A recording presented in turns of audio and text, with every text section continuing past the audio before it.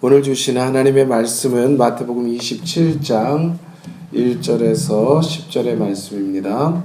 마태복음 27장 1절에서 10절 말씀, 우리가 다 함께 한 목소리로 봉독하겠습니다. 새벽에 모든 대제사장과 백성의 장로들이 예수를 죽이려고 함께 의논하고 결박하여 끌고 가서 총독 빌라도에게 넘겨주니라. 그때에 예수를 판 유다가 그의 정죄됨을 보고 스스로 뉘우쳐 은 30을 대제사장들과 장로들에게 도로 갖다 주며 이르되 내가 무죄한 피를 팔고 죄를 범하였도다 하니 그들이 이르되 그것이 우리에게 무슨 상관이냐 내가 당하라 하거늘 유다가 은을 성소에 던져놓고 물러가서 스스로 목매어 죽은지라. 대제사장들이 그 은을 거두며 이르되 이것은 핏값이라 성전고에 넣어둠이 옳지 않다 하고 의논한 후 이것으로 토기장이의 밭을 사서 나그네 묘지를 삼았으니 그러므로 오늘날까지 그 밭을 피밭이라 일컫느니라. 이에 선지자 예레미야를 통하여 하신 말씀이 이루어졌나니 일러스되 그들이 그 가격 매겨진 자 곧 이스라엘 자손 중에서 가격 매긴 자의 가격 곧 은 30을 가지고 토기장이의 밭값으로 주었으니 이는 주께서 내게 명하신 바와 같으니라 하였더라. 아멘. 오늘 아침에는 오직 하나님의 뜻대로 라는 제목으로 말씀을 전하겠습니다. 오늘과 같은 본문은 사실 평생 이렇게 큐티하는 설교가 아니면, 말씀을 차례대로 큐티하고 강해하는 설교가 아니면 평생 안 할 설교죠. 이 가룟 유다 본문을 누가 설교를 하겠으며 이 본문 설교하기를 즐겨 하겠습니까? 십자가의 말씀을 계속 전하고 있는데 십자가를 전하고 십자가의 말씀을 대하는 게 쉽지는 않으시죠? 이번 주 큐티가 쉽지 않으시잖아요. 십자가 말씀을 계속 전하면 사람들이 예수님 배반하고 이런 것들을 보는 게 어렵지만, 그런데 축복입니다. 이런 본문을 대할 수 있는 것이. 왜냐하면 이 본문이 참된 신앙을 우리에게 심어주고 참된 교훈을 주기 때문에 이런 본문을 다루는 것이 힘들지만 성도에게는 참 귀한 본문이다 하는 생각을 또 하게 됩니다. 오늘 말씀을 보니까 결국은 가룟 유다와 대제사장들의 본문 아닙니까? 가룟 유다 본문이죠. 시편 2편에 보면 이런 말씀이 있잖아요. 왜 이렇게 본디오 빌라도와 헤롯 왕과 대제사장들과 권세자들이 다 모여서 예수님을 팔게 되었을까? 그래서 시편 2편을 보면 이제 예수님의 메시아 고난의 시편인데, 시편 1편을 잘 읽어보면 어찌하여 세상의 군왕들이 나서며 그들이 다 모여서 우리를 기름 부으신 자를 핍박하고 다 없이 하고자 하느냐. 어떻게 세상 군왕들이 다 모여서 여호와의 기름 부으신 자를 하게 되느냐. 하늘에 계신 자가 웃으시며 주께서 저희를 비웃으시리로다. 그러니까 이 시편 2편에 세상의 군왕들, 본디오 빌라도, 헤롯, 가야바 이런 사람들이 다 모여서 그리스도를 핍박할 것을 다 예언하고 계시지 않습니까? 우리가 이것을 보면서 무엇을 느끼고 있죠? 세상이 무엇인가? 하나님의 은혜가 거하지 않는 세상, 마치 태양이 비치지 않는 저 북극처럼 하나님의 은혜가 거두어진 세상의 모든 권세, 불신자의 세상이 어떤 것인가 하는 것을 딱 한마디로 말하는 거죠. 누구의 편입니까? 하나님의 은혜가 잠시라도 지금 세상에 하나님의 은혜가 없는 것이 아니죠. 불신자, 세상의 권세, 세상의 법원, 세상의 법을 만드신 분도 하나님이시거든요. 우리의 교회만이 하나님의 법이 움직이는 것이 아니라 하나님이 세상에 그래도 도덕성을 주시고 법을 만드시지 않으면, 세상에 권세를 두시지 않았다면 세상이 얼마나 정말 극악무도하고 아비규환의 세상이 될 것인가? 하나님은 그것도 세상에 의로운 마음, 양심도 주셔서 그나마 세상이 조금 세상답게 돌아가는 것이 있지만 결국은 무엇입니까? 결국 세상 오늘 보세요. 어디로 돌아가는가? 대제사장들과 공회와 본디오 빌라도와 헤롯과 모든 자들이 모여 누구의 편에 섭니까? 공중 권세 잡은 자의 편에 서는 거예요. 결국은 공중 권세 잡은 자의 손과 의도로 끌려갈 수밖에 없는 겁니다. 그래서 그들의 결정이 자기도 모르게 다 속는 거예요. 자기도 모르게 다 속는 거예요. 깜짝 속는 거 아닙니까? 대제사장들도 속아서 사단에게 속아서 눈이 열리지 않으니까 결국은 사탄의 편에 서는 거죠. 이익의 편에 서는 거죠. 의의 편이 아니라 이익의 편에 서는 거죠. 하나님의 편이 아니라 결국은 세상의 편에 서고 사탄의 편에 서는 거죠. 믿음의 편이 아니라 결국은 물질의 편에 서는 거예요. 이 세상 모든 물질 사회의 번영의 편에 서게 되는 거예요. 이것이 세상의 본질이고 죄의 본질이고 사탄의 본질이고, 그런데 세상은 우리를 이용할 때는 왕대접을 합니다. 세상에 물질을 얻고 권세를 얻고 수단 방법을 가리지 않고 무엇을 얻으면 세상은 애인처럼 나를 왕대접해 주는 것 같습니다. 우리를 왕대접해 주는 것 같아요. 그러니까 사람들이 다 거기에 빠지는 거예요. 왕대접해 주는 것 같아서. 그러다가 애인처럼 대하다가, 아니면 우리가 너무 또 세상에 왕대접을 받지 못하고 천대를 받지 않습니까? 오늘 가룟 유다처럼 천대를 받는 거예요. 세상은 우리가 조금만 부족하면 천대예요. 이게 세상의 양면성입니다. 아주 박해합니다. 핍박합니다. 그리고 우리를 학대합니다. 이게 세상이에요. 이렇게 변죽 끓듯이 변덕 끓는 것이 세상 아닙니까?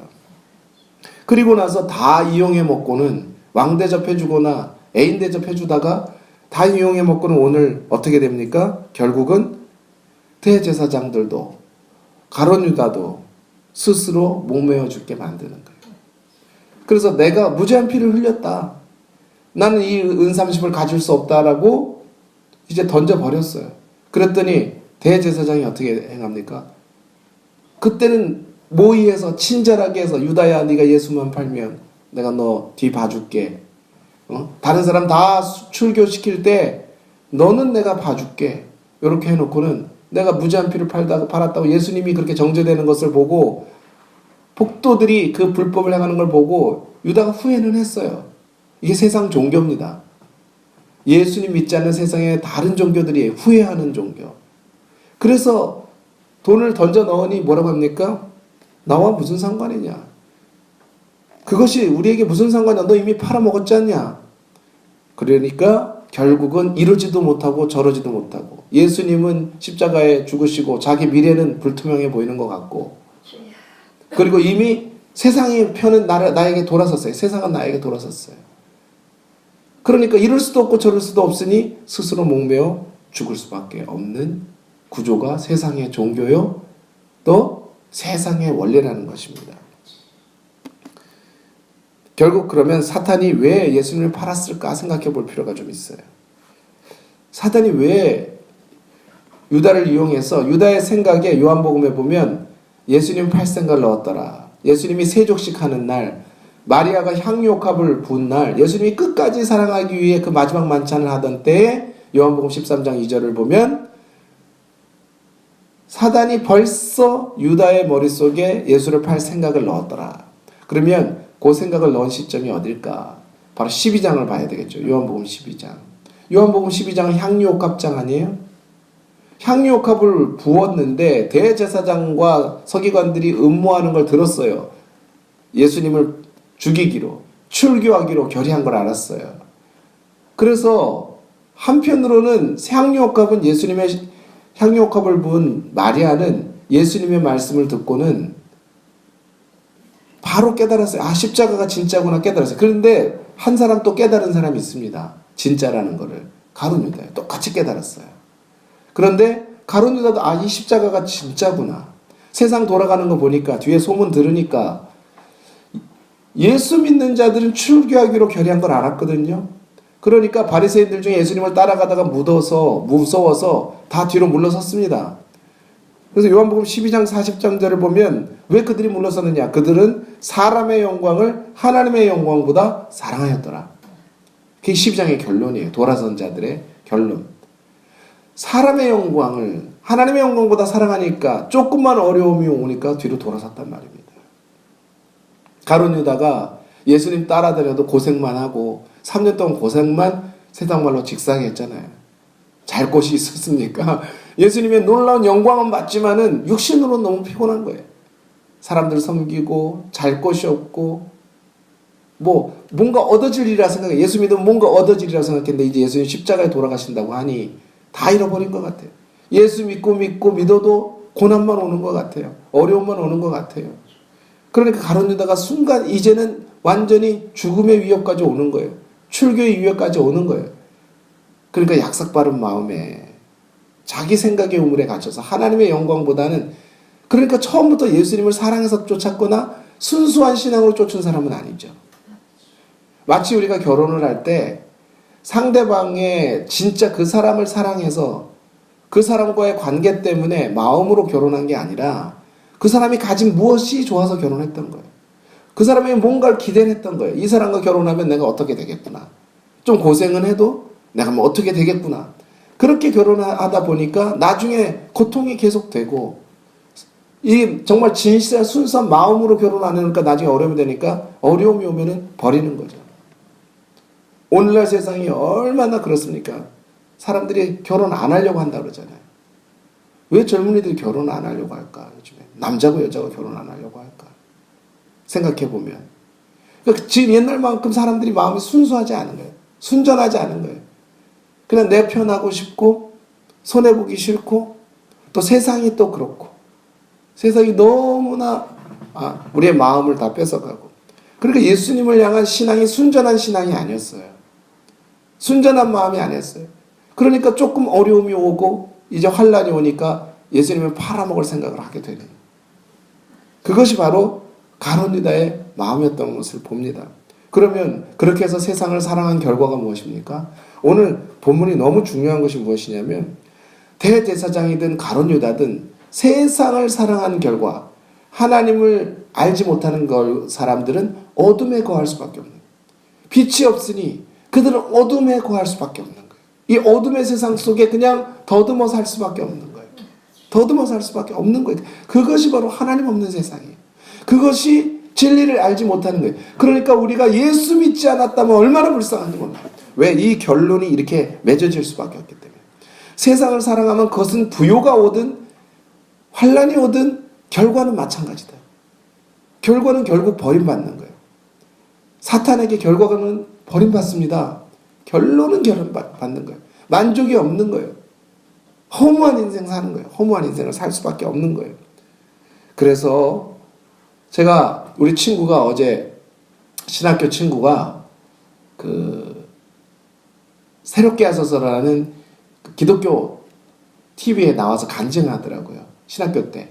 근데 어머니가 무당이고 딸도 무당이에요.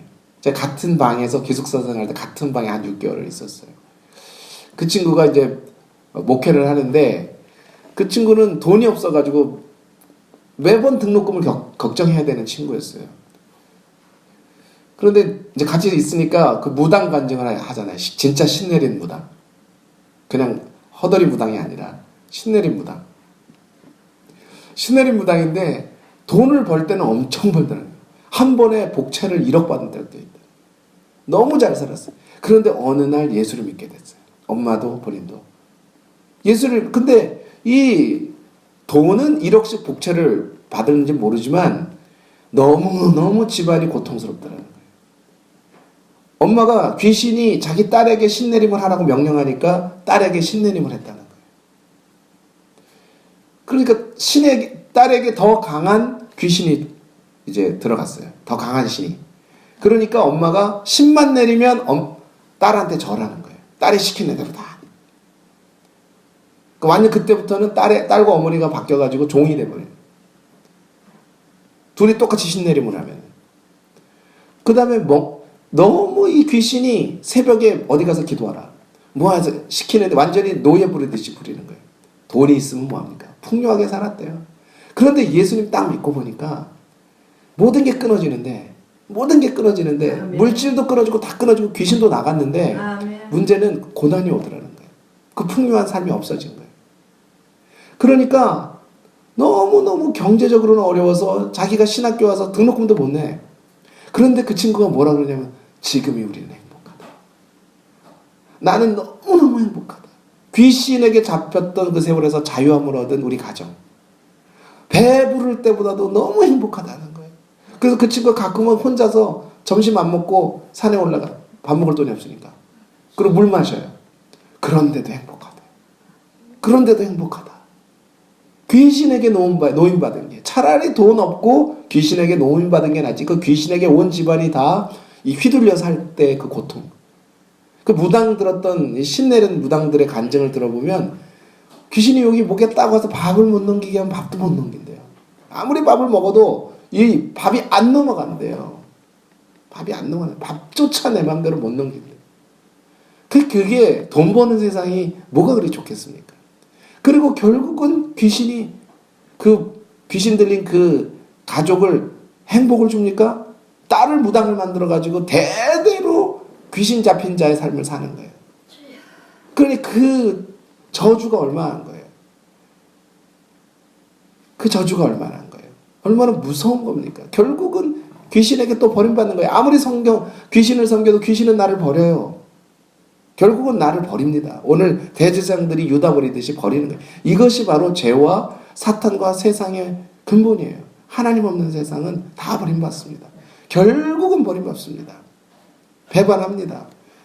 그러니 우리가 의의 주님을 만난 구원 얻은 것이 얼마나 큰 감사요 감격입니까? 이 자유함, 이 기쁨 주님 주신 것, 이 구원 주님이 주신 것, 진리를 우리가 비록 세상에서는 환난을 당하고 좀 가난하고 어려움이 있을지라도 제자들처럼 때로는 십자가 질지라도 그러나 주님을 섬긴 결과는 부활이요 영생이요 면류관이요 주님과 함께 영원히 영광에 이르를. 그러니 이 구원의 은총이 얼마나 감사합니까? 예수님 믿고 하루를 살아가는 것은 생명을 살리는 일을 하죠. 하나님 나라의 일을 하죠. 주의 뜻을 이루는 삶을 살잖아요. 그러니 우리는 알지 못해도 천국 가면 잘하였도다. 주님이 얼마나 우리 엉덩이를 두드려 주시고 안아주시고 어깨를 두드려 주실까. 잠시 이 고난만 지나면, 잠시 이 슬픈 세상, 그럼 예수님 없으면 이 세상은 기쁘기만 한가? 예? 이 세상 예수님 없으면 슬프잖아요. 예수 안 믿는 사람들이 그렇게 행복해 보이십니까? 저는 그렇게 행복해 보이지는 않거든요. 진정한 기쁨은 마음의 기쁨이요 심령의 기쁨이요 심령 천국이지. 심령 천국이 진짜 천국이죠. 그러니 오늘 우리 주님이 말씀하잖아요. 이 파산의 세상, 침몰하는 세상, 어둠의 세상, 어둠에 거할 수밖에 없는 우리를 빛으로 나오게 하신 하나님, 그 구원의 은총, 이 은혜, 이걸 모르니 결국은 가룟유다처럼 세상에 다 썩어질 인생, 버림받고 사기당하고 이용당하다가 결국 멸망할 인생이었는데 주께서 우리에게 구원을 주셨으니, 예수님 그 이름 알게 하셨으니 얼마나 감사한지 이 본문을 보면서. 그래서 고린도서 15장 58절에 이렇게 말하지 않습니까? 그러므로 형제들아 흔들리지 말며 견고해라. 너희 믿음에 굳게 서라. 그래서 더욱 주의 일에 힘쓰는 자들이 되라. 이는 너희 수고가 주 안에서 헛되지 않음을 알미니라. 우리가 확신한 믿음. 그래서 오늘 아침에 이 태풍을 뚫고 오신 우리 권사님들 몇 분이나 오실까. 제가 이 바람이 엄청나요. 그런데 이 태풍과 비를 뚫고 오신 이 신앙, 이 순교적 신앙 못 오신 것이 환경과 상황과 건강 따라 못 오지만, 그러나 태풍을 뚫고 예배를 나온 우리의 이 믿음은 또 얼마나 귀합니까? 그래서 오늘 아침에는 끝까지 주를 사랑하자. 끝까지 환난이 와도 십자가 기쁨으로 지자. 결국 세상에 사탄의 꼭두각시로 살 수밖에 없었는데 우리는 주님의 귀한 자녀로 의의 도구로 쓰임받았으니 생명의 도구로 쓰임 받으니 얼마나 감사한지 모르겠습니다. 감사와 감격하는 구원의 은총을 노래하는 아침이 되시기를 예수님의 이름으로 축원합니다.